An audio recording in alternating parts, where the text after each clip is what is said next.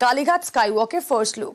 বাংলার নতুন বছর উদ্বোধন স্কাইওয়াকের উদ্বোধন মুখ্যমন্ত্রী মমতা বন্দ্যোপাধ্যায়। 450 মিটার লম্বা কালীঘাটে স্কাইওয়াক নতুন বছরের আগেই উদ্বোধন করবেন মুখ্যমন্ত্রী মমতা বন্দ্যোপাধ্যায়। তার আগে ফার্স্ট লুক নিউজ 18 বাংলায়।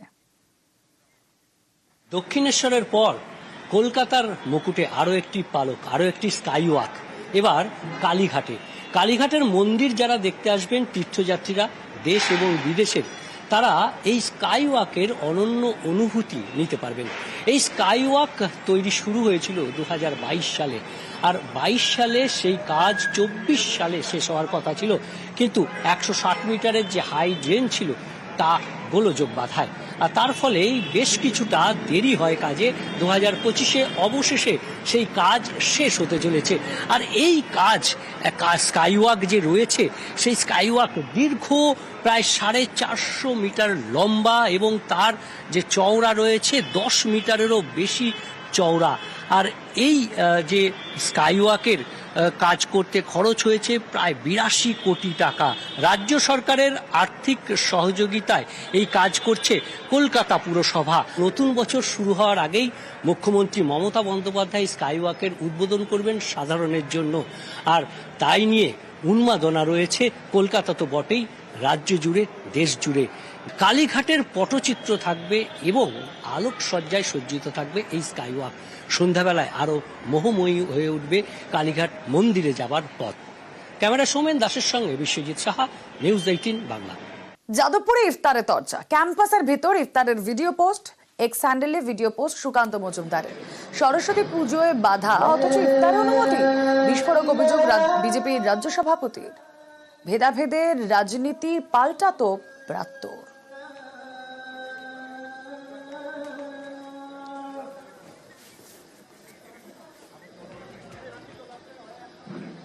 ইফতার করুন না কেন, কে মানা করেছে? কিন্তু ইফতার করলে পরে সরস্বতী পুজোটাকে কেন আটকান? আমাদের কথাটা এখানে, আমার ইফতার করা নিয়ে কোনো আপত্তি নেই। আমি হিপোক্রেসিটা, এদের যে দ্বৈত ভাব, দু রকমের আচরণ, এবং এরা ভাবের ঘরে চুরি করে, এইটাই আমরা পরিষ্কারভাবে বলতে চাই। আমি ওটাই টুইট করেছি যে আপনারা সরস্বতী পুজোকে বলেন সাম্প্রদায়িক, আর ইফতারকে বলেন হচ্ছে অসাম্প্রদায়িক। এটা হচ্ছে আপনাদের ডবল স্ট্যান্ডার্ড। এই ডবল স্ট্যান্ডার্ড হওয়া উচিত না। ইফতার হোক, সরস্বতী পুজো হোক। যাদবপুর বিশ্ববিদ্যালয়ে অবশ্যই পুজো হয়, ইফতারও হয়। আমাদের এখানে যে কোনো বিশ্ববিদ্যালয়ে পুজো হতে পারে, ইফতার হতে পারে, বড়দিনের অনুষ্ঠানও হতে পারে। এমনকি শিখ ধর্মাবলম্বীদের জন্য যদি কোনো অনুষ্ঠান যদি ওখানে হয়, তো তাতে সমস্যা কোথায়? আমাদের রাজ্যে এগুলো হবে, এগুলো বিজেপি রাজ্য সভাপতির বোঝার কথা নয়। ওনার রাজনৈতিক যে দৃষ্টিভঙ্গি, সেটা ইফতারকে বাধা দিতে চায়, আমরা চাই না।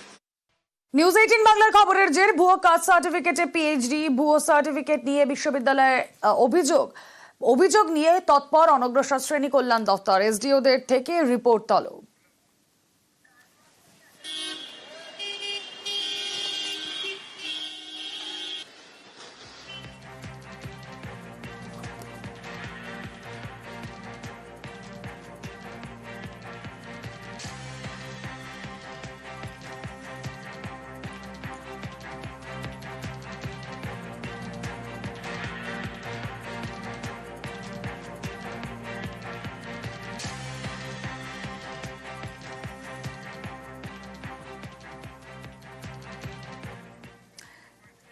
কলকাতা বিশ্ববিদ্যালয়ের রেজিস্ট্রার ভুয়ো কাস্ট সার্টিফিকেট নিয়ে পদক্ষেপ এবং তার কি বক্তব্য একবার সামনে রাখি আপনাদের। ভর্তিকে কেন্দ্র করে কোনো ম্যাল প্র্যাকটিস বা দুর্নীতির অভিযোগ যাতে না ওঠে, তার জন্য আমাদের কাছে অভিযোগ আসা মাত্রই আমরা ব্যাকওয়ার্ড ক্লাস ডিপার্টমেন্টকে পাঠিয়ে দিয়েছি। আমাদের নিয়মেই বলা রয়েছে যদি কাস্ট সার্টিফিকেট নিয়ে কোনো ম্যাল প্র্যাকটিস হয় তাহলে তার ভর্তি বাতিল হয়ে যায়। আমরা উত্তরের অপেক্ষায় রয়েছি।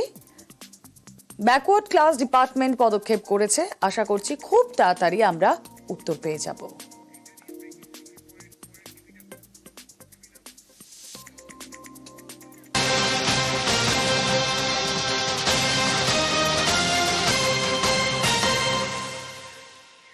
দুই অফিসারের বিরুদ্ধে পদক্ষেপ, ভুয়ো কাস্ট সার্টিফিকেটে পদক্ষেপ, তদন্ত শুরু। অনগ্রসর শ্রেণী কল্যাণ দপ্তরের ইন্সপেক্টর পদে দুই অফিসারকে শোকজ। খড়গপুর ও ব্যারাকপুরের দুই অফিসারের বিরুদ্ধেই পদক্ষেপ।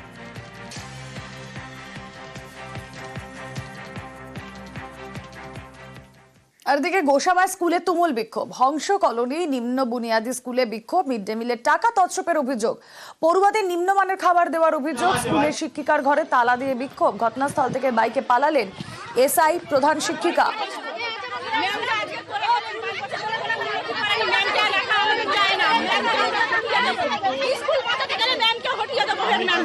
আপনার গায়ে কি হাত দিয়েছে?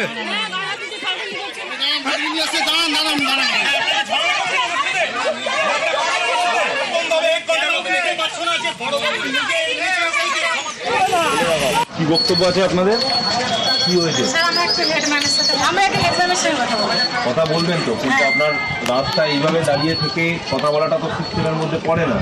আপনাদের আমি যতদূর খবর নিলাম যে আপনাদের স্কুল ইন্সপেক্টর আমার সাথে এসছেন, ম্যাডামের সাথে আপনারা কথা বলবেন। আপনাদের স্কুল ইন্সপেক্টর সাহেবও আমার সাথে এসছেন।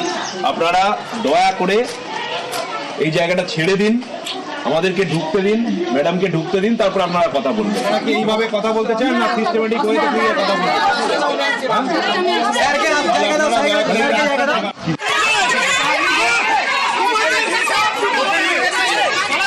স্যার কি হয়েছে? স্যার কি হলো? আপনি চলে যাচ্ছেন কেন স্যার?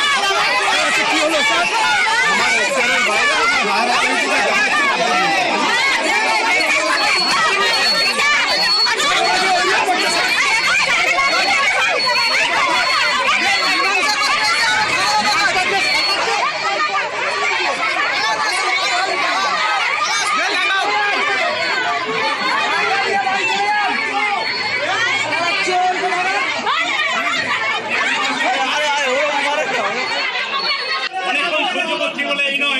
আপনারা এখানে চিৎকার করবেন, আমাদের মিটিং এর পরিবেশ নষ্ট হবে।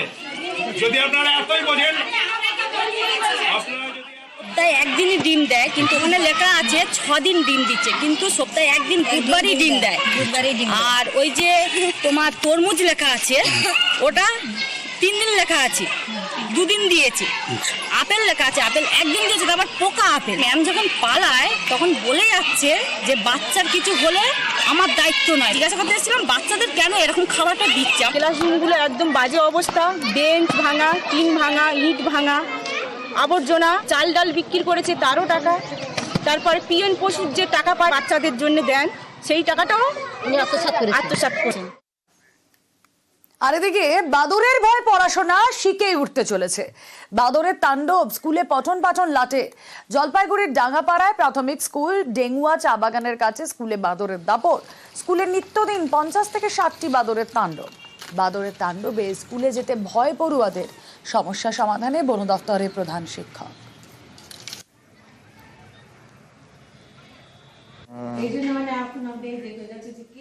বান্দর হচ্ছে ঘরের ভিতরে ঢুকে যায়, তখন আমরা পড়াশোনা করি। আর হচ্ছে আমরা কিছু বলতে গেলে খামচি দিতে আসে। বান্দরগুলা চাল ডাল সব উলট করে দেয়, আর হাতে পায়ে খামচি টামচি মারে দেয়, দৌড়ায় বান্দরগুলা পিছিয়ে পিছিয়ে আমাদের। আর ব্যাগ দেখলে পারে, খাবার দেখলে পারে, বাচ্চা কাচ্চা পিছিয়ে পিছিয়ে সমস্যা হয়। আমি এসেও বানরের উৎপাতে সম্মুখীন হচ্ছি, যে চাল টাল ভেঙে, আমাদের টিনের চাল ভেঙে, লাইটের কানেকশন ছিল না কিছু। তা শীতকালে তো অসুবিধা হয়নি কিছু, কিন্তু এখন যত গরম পড়ছে তত আমাদের সমস্যা হচ্ছে, চিন্তা হচ্ছে যে বাচ্চারা গরমে থাকবে কেমন করে। এখানে মিড ডে মিল রান্না হয়, মিড ডে মিলের চাল খেয়ে নিয়েছে, ওরা জানে এটা খাবারের ঘর। এখানে ওদের খুব উৎপাত, আমাদের মাথার উপর দিয়ে দৌড়াদৌড়ি করে, মানে তখন বাচ্চাদের নিয়ে আমরা আতঙ্কে থাকি। আমাদের কর্তৃপক্ষকে জানিয়েছি,